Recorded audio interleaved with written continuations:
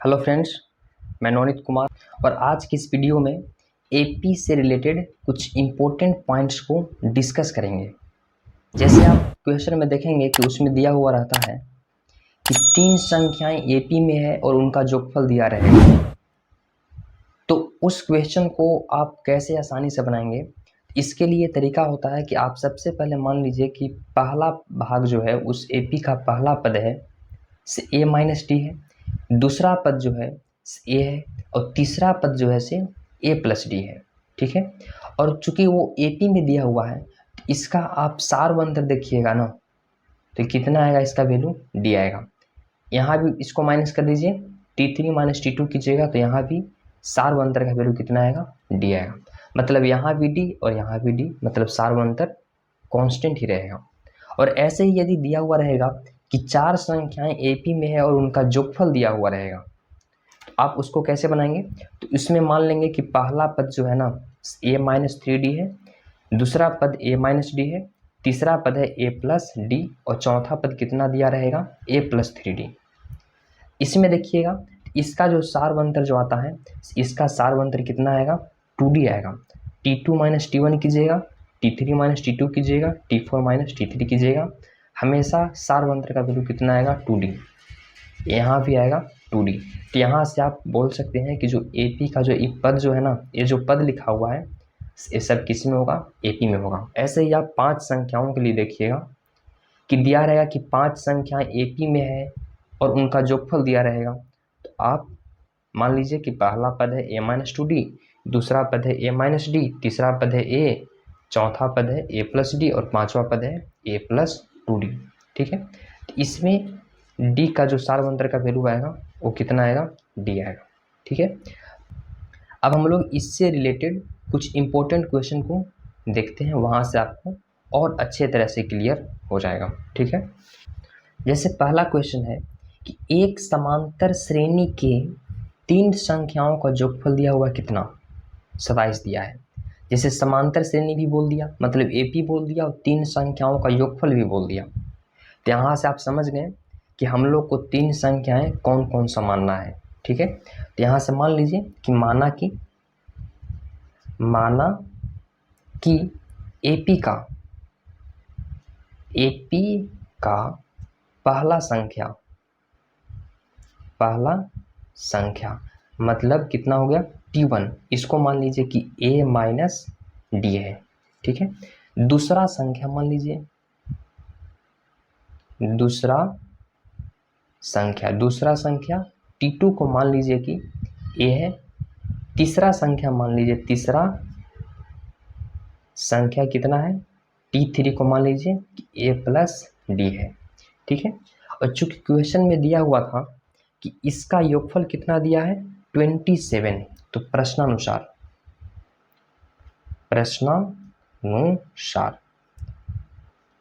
चलिए, तो यहाँ से दिया हुआ कि तीनों संख्याओं का जोगफल है 27। लिख लीजिए कि a माइनस डी प्लस ए, फिर है a प्लस डी, इसका योगफल दिया हुआ है 27। तो यहाँ से ऐड कीजिए, तो यहाँ से d से d कैंसिल हो जाएगा, यहाँ पे 3a इक्वल टू बचेगा 27, इसलिए a का वैल्यू कितना आ जाएगा, 9 आ जाएगा। अब आगे दिया हुआ है कि उनके वर्गों का जोगफल दिया है कितना, 293। तो पुनः प्रश्न से चल दीजिए, पुनः प्रश्नानुसार। ठीक है, दिया हुआ है कि उनके वर्गों का योगफल, उनको वर्ग कीजिए, इसको भी वर्ग कीजिए और a प्लस डी का वर्ग कीजिए, वर्ग करने के बाद उसको योगफल कीजिए तो जोड़ दीजिए। इसका दिया हुआ है वैल्यू कितना, 293। ठीक है, तो इसको आप ओपन कीजिए। जैसे आप पढ़े होंगे कि a माइनस बी का होल स्क्वायर क्या होता है, a प्लस बी का होल स्क्वायर क्या होता है, तो यहाँ a माइनस डी का होल स्क्वायर हो जाएगा a square minus 2ad plus D square, फिर plus a square plus a square plus 2ad plus D square equal to 293। इससे यहाँ से देखिएगा कि minus 2ad plus 2ad cancel हो जाएगा, यहाँ से a स्क्वायर बचेगा कितना, 3a square plus D square कितना हो जाएगा, 2d² का वैल्यू आ जाएगा 293। पहले हम लोग देखें कि a का वैल्यू कितना था, 9 था, तो यहाँ वैल्यू पुट कर दीजिए, 3 इंटू 9 का स्क्वेयर प्लस 2d² 293 आएगा। यहाँ से लिख सकते हैं कि 3 इंटू 81 प्लस 2d² का वैल्यू आएगा 293। यहाँ से 2d² का वैल्यू आ गया 293 माइनस 243 इक्वल टू कितना हो गया, 50। यहाँ से आ गया 2d² का वैल्यू कितना आ गया, 50 आ गया, तो यहाँ से आ गया d² का वैल्यू 25।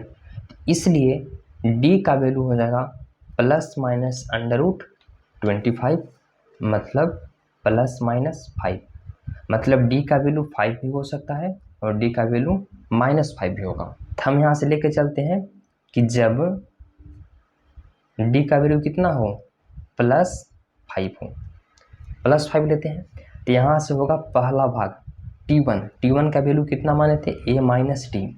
a का वैल्यू कितना आया था, a का वैल्यू आया था 9 माइनस d का वैल्यू कितना है 5, तो यहाँ से हो गया t1 का वैल्यू 4। यहाँ से निकाल लीजिए t2 का वैल्यू कितना है, a है, a का वैल्यू कितना है 9। t3 निकाल लीजिए, तो t3 का वैल्यू है a प्लस डी, तो a का वैल्यू कितना था 9 था और d का वैल्यू कितना 5, तो यहाँ से आ जाएगा 9 5 14, मतलब पहली संख्या हो गया 4, दूसरी संख्या हो गया 9, तीसरी संख्या कितना हो गया 14। और फिर ले चलिए कि जब d का वैल्यू कितना हो -5 हो, ठीक है, तो यहाँ से t1 का वैल्यू आ जाएगा a माइनस डी, a का वैल्यू कितना था 9 माइनस d का वैल्यू है -5, तो यहाँ से आ जाएगा 9 प्लस माइनस माइनस प्लस 5, मतलब 14 हो जाएगा। t2 का वैल्यू हो जाएगा a का वैल्यू है 9, t3 का वैल्यू हो जाएगा a प्लस डी, मतलब a का वैल्यू 9 माइनस 5 मतलब 4। तो जब d का वैल्यू -5 हो तो पहली संख्या 14, दूसरी संख्या 9, तीसरी संख्या 4 होगा, ठीक है। अब अगला क्वेश्चन है कि 15 को 3 ऐसे भागों में बांटें कि वे AP में हो तथा उनके वर्गों का जोगफल कितना हो, 83 हो।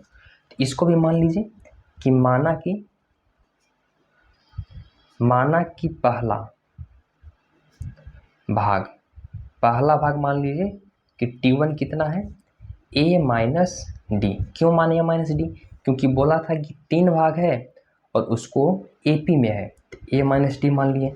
दूसरा भाग लिख लीजिएगा t2 कितना हो जाएगा a, ऐसे ही तीसरा मान लीजिए कितना है a प्लस डी मान लीजिए। ये हो गया दूसरा भाग,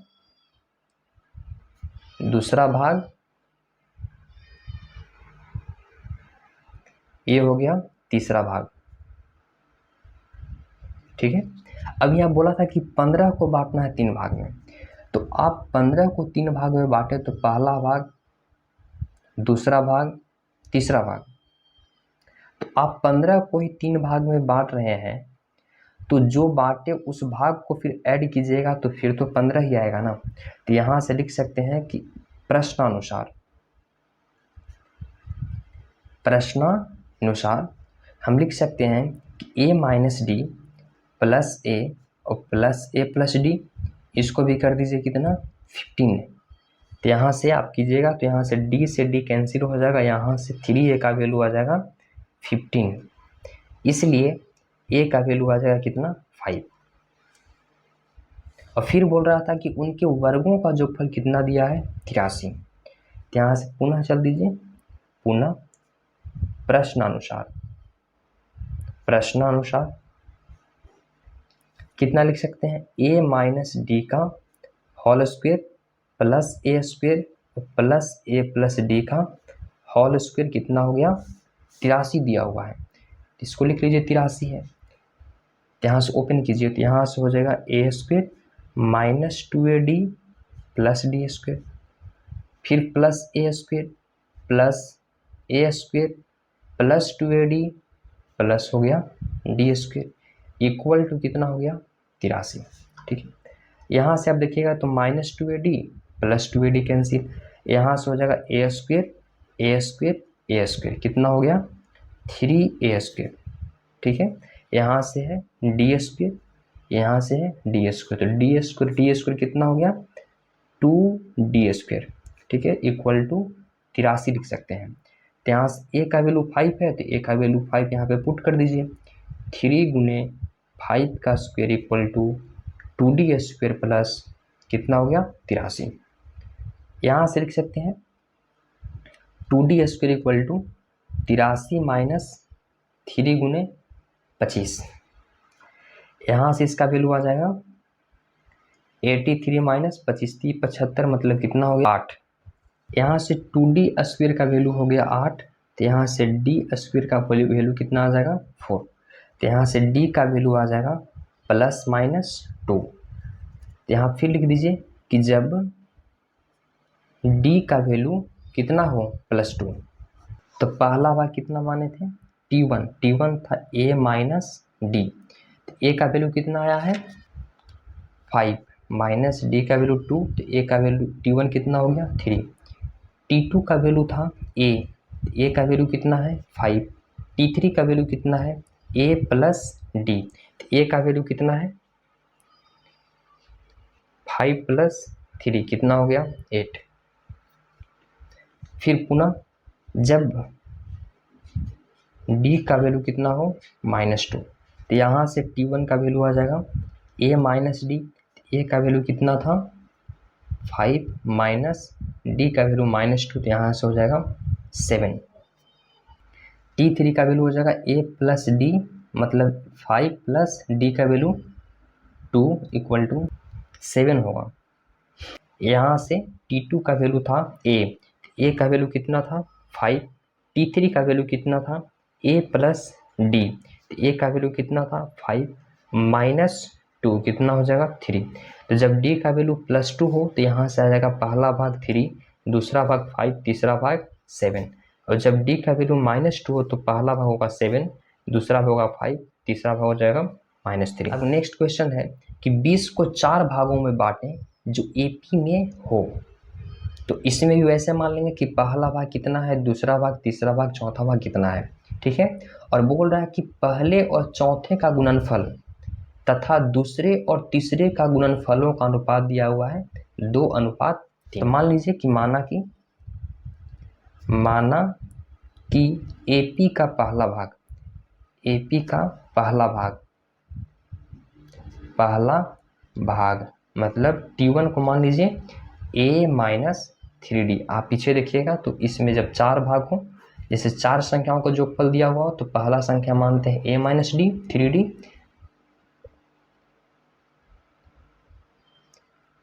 दूसरा भाग मान लीजिए T2 है, तो इसका वैल्यू हो जाएगा A माइनस D।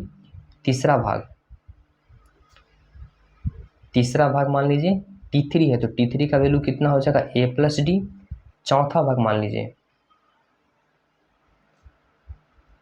भाग T4, इसका वैल्यू हो जाएगा A प्लस 3D। अब बोल रहा था कि 20 को 4 भागों में बांटने के लिए इसका फिर योगफल भी कीजिएगा, तो योगफल कितना आना चाहिए 20 आना चाहिए। तो चल दीजिए प्रश्नानुसार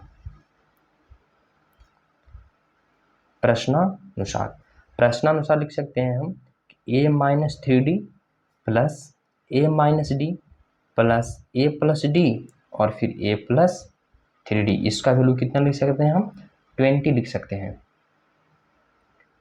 यहाँ से देखिए कि -3D plus 3D cancel, -D plus D cancel, यहाँ से आ जाएगा 4A का वैल्यू आ जाएगा 20, इसलिए A का वैल्यू लिख सकते हैं हम 5 लिख सकते हैं।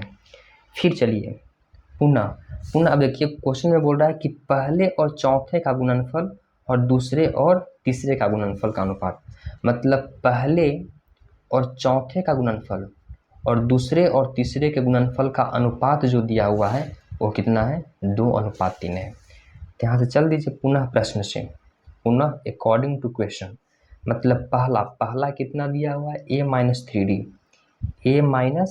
3D और चौथा तो A प्लस 3D का गुणनफल हो गया इसका। और फिर बोल रहा था कि दूसरा है A माइनस D, तीसरा कितना है a प्लस डी, मतलब पहले और चौथे का गुणनफल और दूसरा और तीसरे के गुणनफल का अनुपात जो दिया हुआ है वो है 2:3। आप पढ़े होंगे कि a माइनस बी और a प्लस बी का गुणनफल कितना होता है, a square minus B square. तो यहाँ से लिख लीजिए a स्क्वायर माइनस 3d का होल स्क्वायर बट्टा यहाँ से भी कर लीजिए a square minus D square equal to हो गया 2/3। यहाँ से देखिए तो यहाँ से हो गया a square minus 9d square equal to a square minus D square equal to हो गया 2/3। यहाँ से गुना कर लीजिए तिरछा तिरछी, तो यहाँ से लिख सकते हैं 3a square minus 9 27 D square equal to 2a square minus 2d square. यहाँ से आ गया 3a square minus 27d square equal to 2a square minus 2d square. अब इक्वेशन को सॉल्व कीजिए, इसको माइनस कीजिए यहाँ पे, तो 3a square minus 2a square जाएगा, कितना बचेगा a स्क्वायर बचेगा। यहाँ पे माइनस 2d स्क्वायर और प्लस 27d स्क्वायर आएगा RHS में, तो यहाँ से हो जाएगा a स्क्वायर का वैल्यू कितना हो जाएगा 25d स्क्वायर और a का वैल्यू कितना आ गया था 5। तो यहाँ से लिख लीजिए 25d square equal to a का वैल्यू था 5, तो यहाँ से 5 का स्क्वायर कर लीजिए, तो 5 का स्क्वायर कितना हो गया 25। तो यहाँ से d स्क्वायर का वैल्यू आ गया 1, 25 से 25 कैंसिल हो जाएगा, तो यहाँ से लिख सकते हैं कि d का वैल्यू कितना हो गया प्लस माइनस 1, मतलब d का वैल्यू +1 भी होगा और -1 भी होगा। तो यहाँ चलिए, यहाँ बोल रहा था कि जब d का वैल्यू +1 होगा तो पहला भाग मतलब t1 कितना होगा, t1 का वैल्यू था a माइनस 3d, a का वैल्यू कितना आया था 5, तो 5 माइनस 3 इंटू 1 कीजिए, इसका वैल्यू हो जाएगा 2। t2 का वैल्यू आ जाएगा a माइनस डी, a का वैल्यू 5 था माइनस d का वैल्यू 1, तो यहाँ से हो गया 4। t3 का वैल्यू आ जाएगा a प्लस डी, मतलब 5 प्लस 1 6। t4 का वैल्यू हो जाएगा a प्लस 3d, मतलब a का वैल्यू 5 था प्लस 3 इंटू 1 5 3 8 हो गया। फिर चलिए कि जब d का वैल्यू हो -1, तो यहाँ से बोल सकते हैं कि t1 का वैल्यू हो जाएगा a माइनस 3d, मतलब a का वैल्यू 5 माइनस 3 इंटू डी का वैल्यू कितना आ गया -1, मतलब 5 प्लस 3 कितना हो गया 8। यहाँ से t2 का वैल्यू लिख सकते हैं हम a माइनस डी, मतलब हो गया a का वैल्यू 5 माइनस 1 मतलब 6। t3 का वैल्यू हो गया a प्लस डी, मतलब हो गया 5 माइनस 1 4, डी का वैल्यू -1 था। यहाँ से t4 का वैल्यू हो जाएगा a प्लस 3d, मतलब a का वैल्यू था 5 प्लस 3 इंटू -1 कीजिएगा, तो यहाँ से आ जाएगा 2। मतलब हुआ कि जब d का वैल्यू +1 तो पहला भाग होगा 2, दूसरा भाग 4, तीसरा भाग 6, चौथा भाग 8। अब जब d का वैल्यू -1 होगा तो पहला भाग 8, दूसरा 6, तीसरा 4, चौथा 2। अब इसको रीचेक भी कर सकते हैं, जैसे बोल रहा था कि पहले और चौथे का गुणनफल मतलब 8, 2 और 8 का गुणनफल कितना हुआ 16, और दूसरा और तीसरे का गुणनफल का अनुपात बोल रहा था 2:3 ना, तो दूसरा और तीसरा तो 4 6 का 24 हो गया। इसका अनुपात लीजिए, ये कट जाएगा 8 दूना 16, 8 दूना 16 और 8 3 24, मतलब 2:3। इसका मतलब हुआ कि मेरा बनाया हुआ सही है। ठीक है।